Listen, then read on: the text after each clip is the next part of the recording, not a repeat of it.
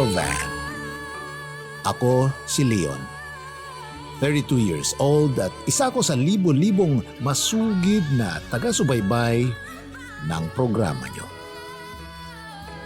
Ngayon, nais ko ring magbahagi ng kwento at buhay pag-ibig namin ng aking matalik na kaibigan na si Jordan, na tinuring ko ng kapatid simulat sa pool.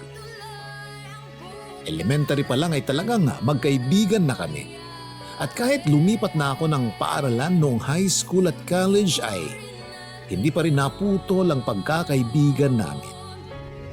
Pero noong graduate na kami ng kolehiyo ay naging madalang na lang ang komunikasyon namin. Naging abala na kasi sa kanya-kanya naming trabaho, tapos idagdag mo pang sa Davao ako na destino kaya mas naging preoccupied ako. Isang araw habang nasa trabaho, nakatanggap ako ng tawag mula kay Jordan. Tuwang-tuwa ito sa kabilang linya at halos hindi ko maintindihan kung bakit niya ako pinabalik ng Maynila. Yun pala, ikakasal na ang best friend ko.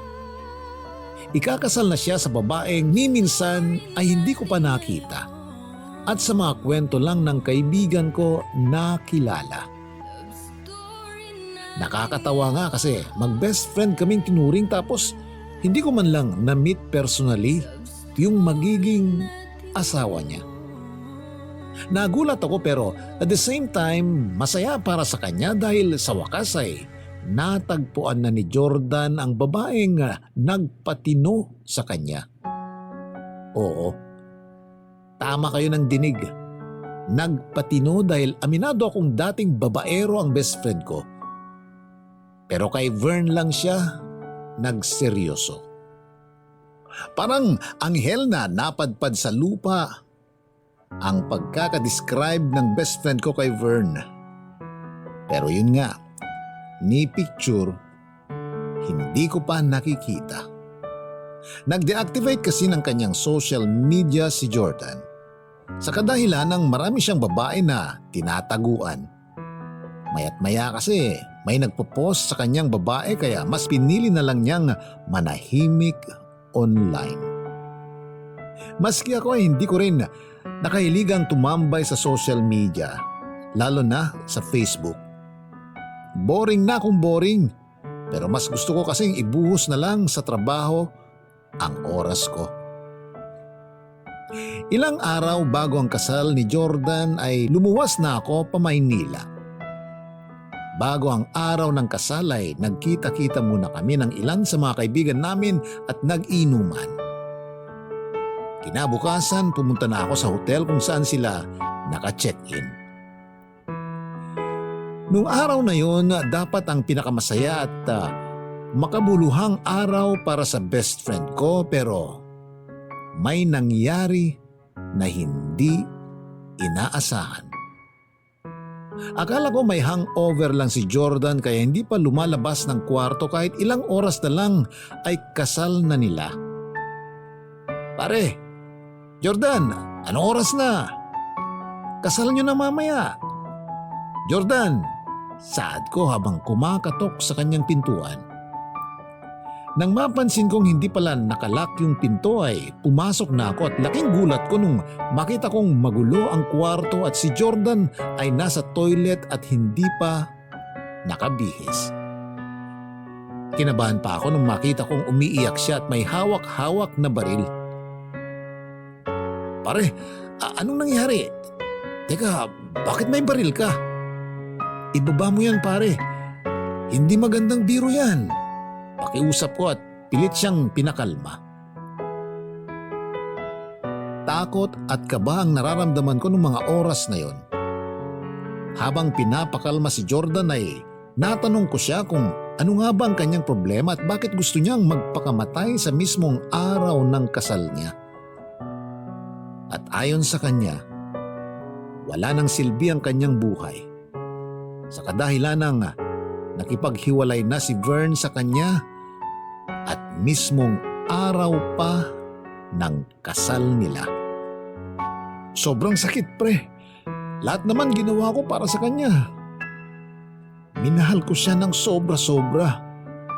Si Vern ang buhay ko. Sa kanya umikot ang mundo ko. Hindi ko siya kayang mawala. Dagdag pa niya na humahagulgol. Kahit papano, pinakinggan naman ako ng best friend ko at pinaba niya ang hawak niyang baril.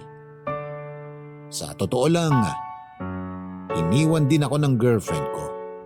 Wala pang 1 linggo ang nakalipas. Sa katunayan, dapat nga isasama ko siya pa Maynila at balak ko na rin siyang ipakilala sa best friend ko.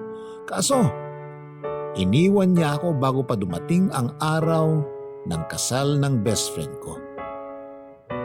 Masakit din para sa akin pero syempre kailangan pa rin maging masaya dahil hindi pa naman katapusan ng mundo para sa akin.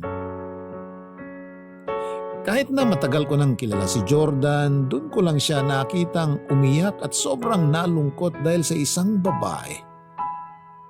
Umabot pa sa puntong gusto na niyang kitilin ang sarili niyang buhay. Hindi ko iniwan ang best friend ko ng mga sandaling yun. Hinayaan ko siyang umiyak at mailabas ang sama ng loob niya. Hanggang sa mahimasmasan siya at unti-unting nagkwento kung paano sila nagkakilala at kung paano nila minahal ang isa't isa. Sa kwento ng kaibigan ko ay talagang tinamaan siya kay Vern. Siya lang din kasi ang babaeng tumagal at nagpatino sa best friend ko. Sa kwento niya sa buong pangyayari, doon ko palang lubos nakilala ang mapapangasawa sana niyang si Vern. Tila matinong babae si Vern at wala nang hahanapin pang iba. Ang hindi ko lang maintindihan ay bakit siya nito iniwan. Hinayaan ko lang ang best friend ko na magkwento at ilabas lahat ng saloobin niya. Kaso unti-unting nag-iba ang timpla niya habang nagkukwento. Nung papalapit na raw kasi ang kasal nila unti-unti nang nagbago ang kilos ni Vern. Naging balisan na raw siya at parang nakatutok na lang lagi sa cellphone niya. Parang tinatamad na rin siyang asikasuhin ang nalalapit nilang kasal. Noong sitahin daw niya kung may problema ito, imbes daw na magkwento ay nairita at nagalit pa. Inintindi na lang daw niya ang mga kakaibang kinikilos ni Vern. Pumasok rin daw sa isip ni Jordan na baka may iba na ang fiancé niya dahil sa madalas itong may ka-text at kinakausap sa cellphone. Pero iba ang pagmamahal ni best friend. Pinagkatiwalaan niya ito ng todo. Sa totoo lang, stressful nga naman at nakaka-pressure ang ikasal. Tapos sasabayan pa ng trabaho. Minsan may breaking point din naman ang isang tao pag nagkasabay-sabay ang mga intindihin at responsibilidad. Patuloy lang sa pagkwento ang best friend ko tungkol sa relasyon nila ni Vern. Kinuwento niya na medyo nagbalik naman sa pagiging masayahin si Vern. Kahit busy sila sa pag-asikaso sa kasal ay nagagawa nila ulit ang mga bagay na lagi nilang nagagawa noon.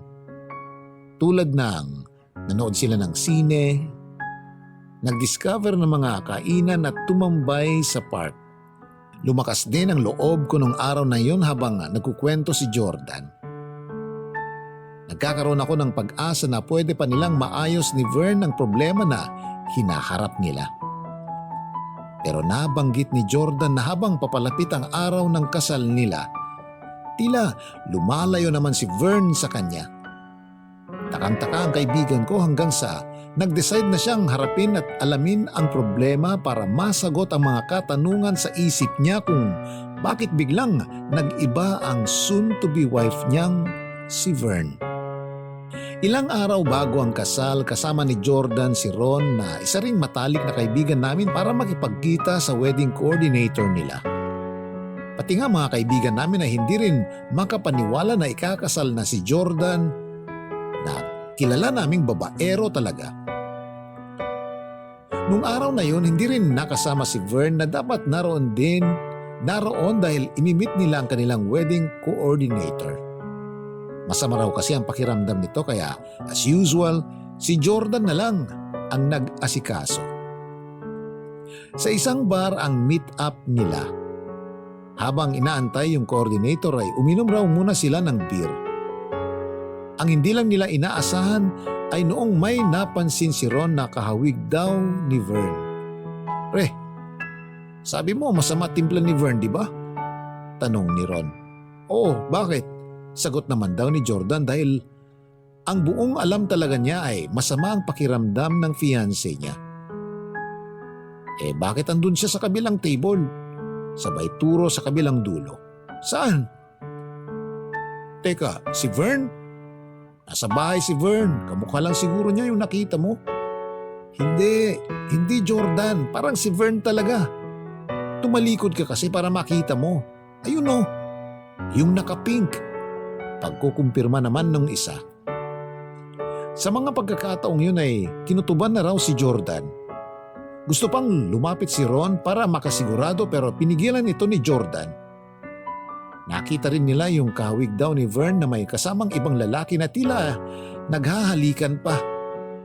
Pero pinagpilitan daw ni Jordan na imposibleng si Vern ang nakita nila kaya niyaya na lang niya ang kaibigan namin na lumabas at sa ibang lugar na lang inimit yung wedding coordinator nila. Hindi makapaniwala si Jordan sa kanyang nakita nung oras na kasama niya ang kaibigan naming si Ron sa bar. Todo ang deny niya sa sarili niya na si Vern ang nakita nila noon. Pero alam daw niyang si Vern talaga yung nakita niya pero hindi lang niya matanggap sa sarili niya. Talagang hulog na hulog kasi ang kaibigan ko kay Vern. Sa takot niyang baka biglang mawala sa kanya si Vern, hindi na lang niya hinarap ang katotohanan at pinanindigang ibang babae yung nakita nila. Umasa si Jordan na kaya nilang maayos ni Vern kung anumang problema ang namumuo sa relasyon nila.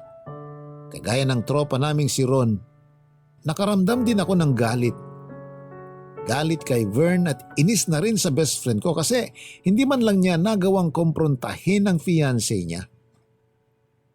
Nauna, nagsinungaling sa kanya at pangalawa, may kinitang iba at may nakahalikan pa. In love talaga ang best friend ko. Biruin mo yun, gumawa na lang siya ng kwento sa isip niya. Marahil daw ay inaaliw lang ni Vern ang sarili niya at gusto munang makipag-usap sa ibang tao. Yung tipong niyuyugyug yung stress para kumalma. Pero kahit sa ang anggulo tingnan, hindi maganda at kasalanan yung nagawa ni Vern kay Jordan. Hindi ko maintindihan ang best friend ko noong mga panahong yon. Niloloko na nga siya. Naniwala at umasa pa rin mahal siya ni Vern at nakagawa lang ito ng ganong bagay dahil sa pressure kasi nga malapit na ang kasal nilang dalawa.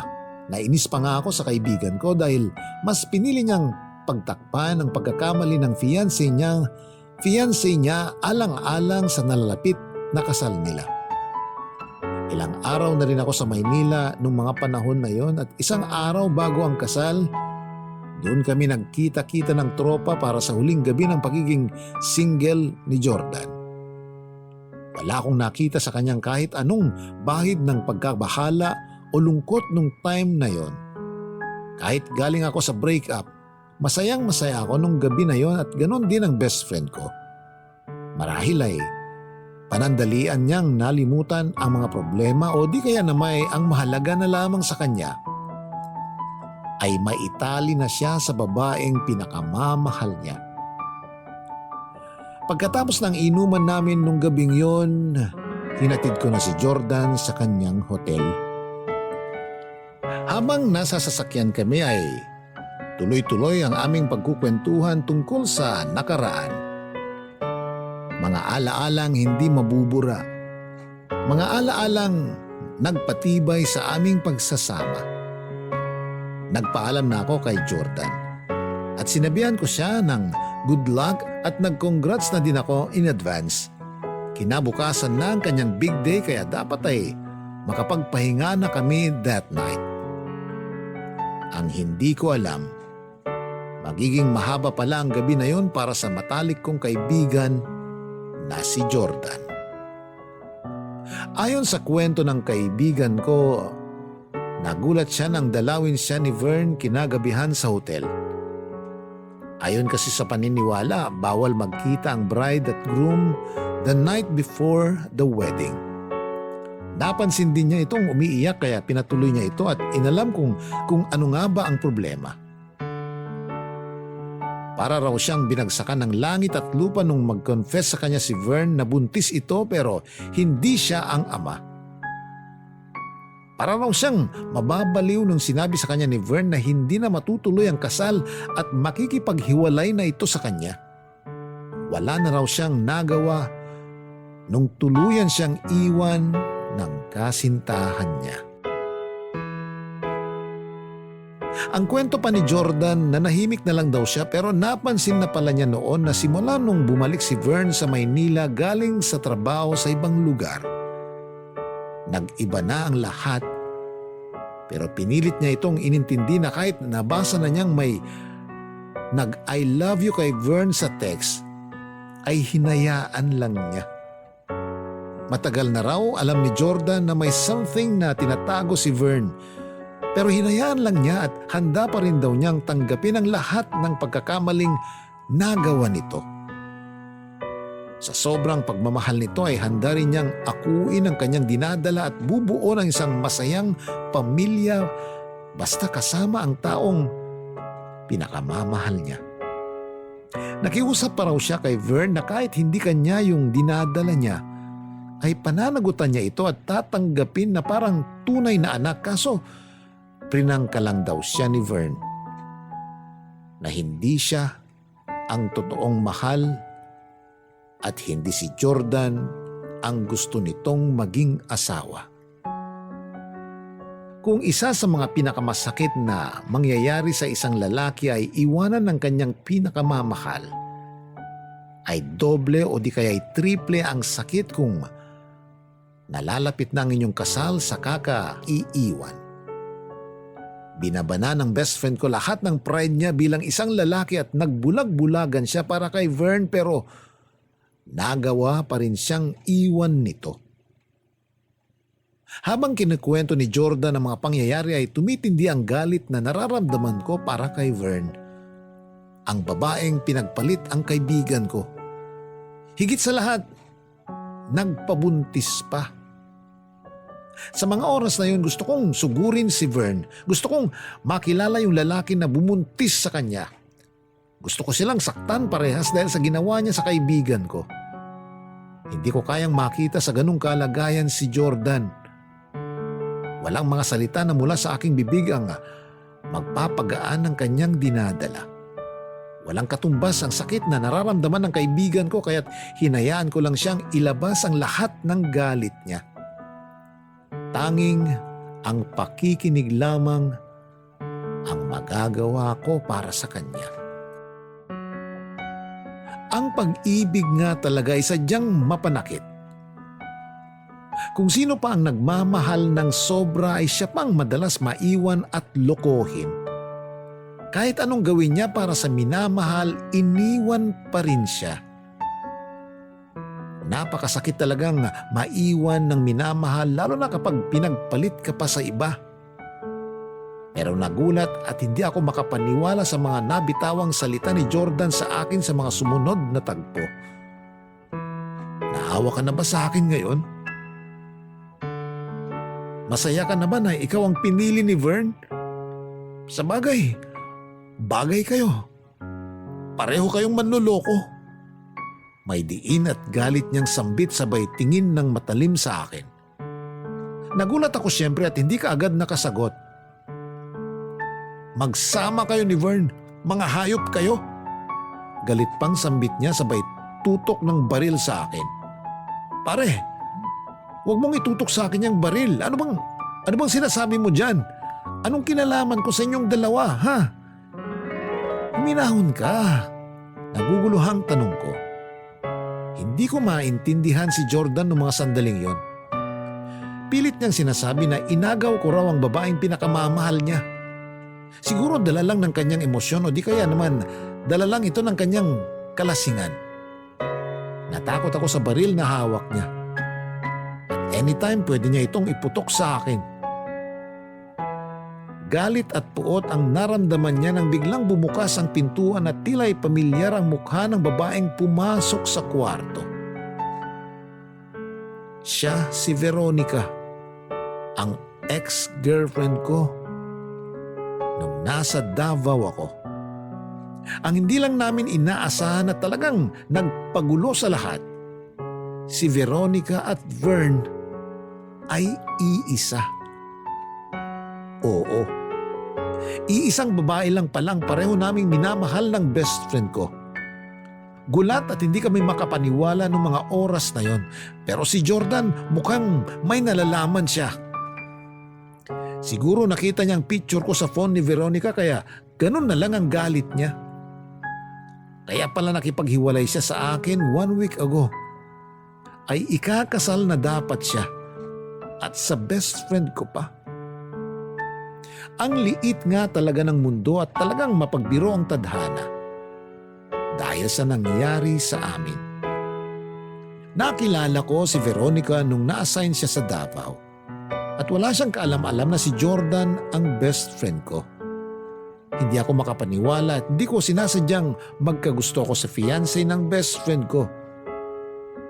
Sa dinami-rami ng tao, bakit siya pa? Bakit yung pinakamamahal pa ng best friend ko? Natakot ako sa mga sumunod na nangyari. At isa na dun ay ang natuklasan kong buntis pala si Vern at ako ang ama ng dinadala niya. Jordan, please. Baka pumutok yung baril na hawak mo, please. Makaawa ni Vern. Wow naman. Tagapagtanggol. Ang galing nyo, no? Ang galing mo, Veronica. Yang simpleng kakatihan mo, bigla kang nagkaroon ng instant family. At best friend ko pa ang tatay. Galit na sambit niya sabay tawa. Jordan, bumalik ako dito dahil baka hindi kayanin ng konsensya ko kung seseryosohin mo mga sinabi mo sa text. Please, ibaba mo yung baril. Makaawa pa ni Veronica. Konsensya? Meron kang konsensya? Nung nagmakaawa ako sa iyo kagabi, nakonsensya ka ba? At kung hindi pa kita tinext na magpapakamatay ako, hindi ka babalik dito? Napag-isip-isip ko na rin na hindi ko na kailangan ng katulad mo. At ngayong nagkaalaman na, ano nang susunod na eksena? Di ba nag-break kayo dahil sa akin? Oh, ayan na. Malaya na kayo. Magbalikan na kayo. Galit pang sambit niya sabay tutok ng baril sa ulo. Kabado naman kami noon. Nakiusap na bitawan niya yung baril kaso huli na ang lahat. Parang tumigil ang ikot ng mundo pagkarinig namin ng putok ng baril kasabay ng pagkatumba at pagkahandusay niya sa sahig. Ayaw kong maniwala pero kitang-kita mismo ng dalawang mata ko ang pagkawala ng best friend ko. Kabarangay, yun ang nagpabago sa takbo ng buhay ko ilang taon na ang nakalipas. Sumulat ako sa inyong programa para mabawasan ang bigat sa aking konsensya. Hindi ko lubos na maisip na ako pala ang tinutukoy ng lalaking naging dahilan sa pangangaliwa ni Vern sa kanya. Hindi ko matanggap na nasaktan ko siya ng sobra at alam kong ako ang dahilan ng kanyang pagkawala. Hindi matatahimik ang konsensya ko dahil nawala si Jordan, napuno ng galit ang puso. Hindi ko alam kung paano ako hihingi ng tawad sa nagawa ko. Naalala ko nung araw ng libing ni Jordan. Ang sama ng titig sa akin ng iba naming tropa. Walang kumausap sa akin nung araw na yon. Hindi na rin ako kinausap ng mga magulang niya. At alam nyo, I deserve this. Walang laman ang puso ko kundi ang puot at pagsisisi. Si Vern o Veronica naman, hindi ko na siya makita matapos ang insidenteng yon. Ni hindi na rin siya nakapunta sa libing ni Jordan noon. Hindi ko alam kung lalaki o babae ba ang anak ko sa kanya. Hindi na rin niya ako binigyan ng pagkakataong magpakaama sa anak namin. Kay Veronica, kung nakikinig man siya ngayon, gusto ko lamang sabihin na nandito ako kung kailangan niya ng tulong para sa anak namin. Alam niya naman kung paano ako makontak. At sa pinakamamahal kong kaibigan na si Jordan. Pare, kung nasaan ka man, alam kong walang kapatawaran ang nagawa ko sa iyo. Pero hindi ko ginusto na sa ganito humantong ang pagkakaibigan natin. Kung alam ko lang pare, kung alam ko lang, kaya kong iwanan si Vern para sa iyo. At kung mabubuhay man ako sa susunod na buhay, ikaw at ikaw pa rin ang pipiliin ko, kaibigan. Patawarin mo ako. Mahal kita. Kabarangay, hanggang dito na lang ang liham ko. Salamat sa pagbabasa. Ang inyong forever, kapuso at kabarangay, Leon.